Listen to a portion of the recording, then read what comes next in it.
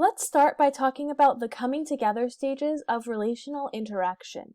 For your reference, I've included that model from the last slides in the top right-hand corner of these slides, just so you can keep track of where we are in the model and also note when we are in those stages where coming together and relational maintenance overlap with one another. So the first stage of relationships coming together is the initiating stage. And the interesting part about these early stages as well is that these don't just apply to romantic relationships. These stages can also apply to friendships and even relationships involving family that you've never met before.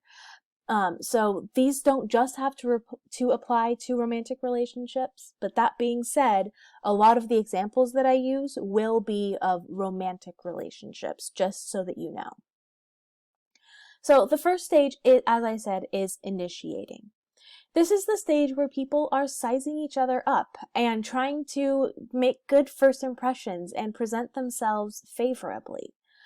So you might try to just walk up to somebody that you don't know, a stranger, and say, "Hi, my name's Rich. Nice to meet you."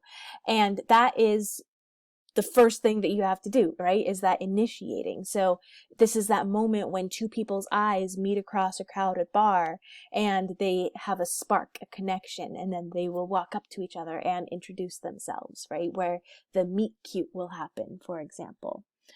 So that's the initiating stage. The experimenting stage comes next. This is when there is a basic exchange of information as this stage begins. So people are starting to move from being strangers to being acquaintances in this experimenting stage. Oftentimes we will take turns sharing our year in school, our hometown, if we're in college, our residence hall, or otherwise where we're living. We might share our major with somebody, those sorts of things, right? You probably did this on the first day of school. You probably told someone what your name was, where you were from, all of those sorts of things. And we might even start to branch out in this experimenting stage and see if we have any common interests with this person with whom we are communicating. We might say, for example, "I like to cook and refurnish furniture in my spare time. How about you?"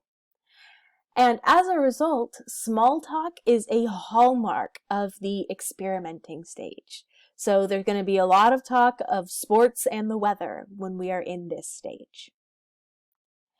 Most of our relationships don't progress out of the experimenting stage. If they do, however, they're likely to move into the intensifying stage. In the intensifying stage, we start to indicate that we would like to be more intimate with the relational partner, or at the very least that we are open to more intimacy. And a steady progression is really key in this intensifying stage. Additionally, other signs of intensifying include the creation of nicknames, inside jokes, personal idioms, and overall increased communication about each other's identities. In addition, there also is a loosening of some of the typical restrictions on things like possessions and personal space. So with a best friend, for example, you might start to borrow each other's clothes or stay the night at each other's houses if you are to reach the intensifying stage. The next stage is integrating. Integrating happens when two people's identities and personalities start to merge with one another. Integrating is most evident in romantic relationships, but it can happen in other relationships as well. For example, with a best friend that you do everything with. And when a couple or when relational partners reach this integrating stage, the partners will present themselves as one unit. So there's a lot of we language that is used in this integrating stage. A couple might say, for example, "We just opened a joint bank account."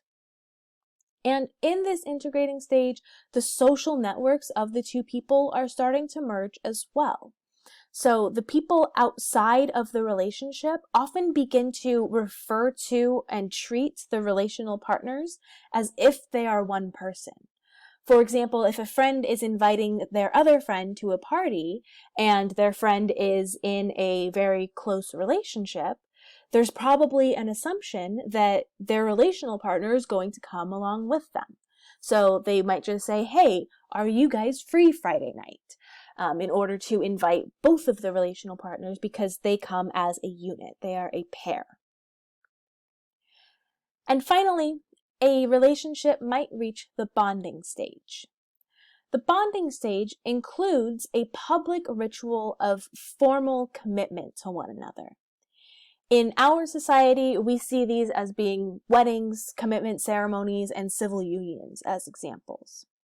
And the bonding stage is almost exclusively applicable to romantic couples, but again, there are a handful of exceptions. So this symbolic act of bonding can have very real effects on how two people communicate about and perceive their relationship. It's often said that even if a couple has been dating for a long time, actually putting a ring on the finger and saying vows in front of your loved ones can change the relationship dramatically. And so those are the coming together stages of relational interaction. If you look again at the chart that is in the top right-hand corner, you'll notice that integrating and bonding are both in the relational maintenance part of this model, as well as being in the coming together part. And this is because integrating and bonding are two very important stages in the long-term maintenance of a relationship, as well as being an important part of the relationship coming together.